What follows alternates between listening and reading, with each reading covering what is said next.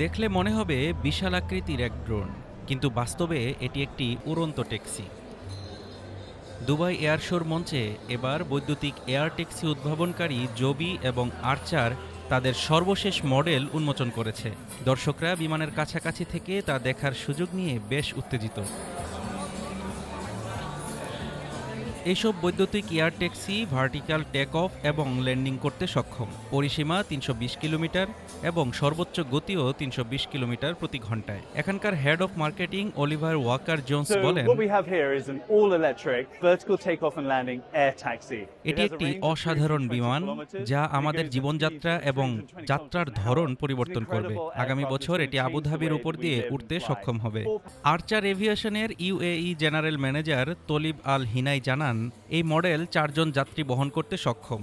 হিনাই আরও জানান, আবুধাবি হবে প্রথম শহর যেখানে এয়ার ট্যাক্সি চালু হবে। শীঘ্রই যাত্রীরা আবুধাবির ভেতরে এয়ার ট্যাক্সি দিয়ে ভ্রমণ করতে পারবে এবং পরে দুবাই, আল আইন ও অন্যান্য শহরের সঙ্গে যুক্ত হবে।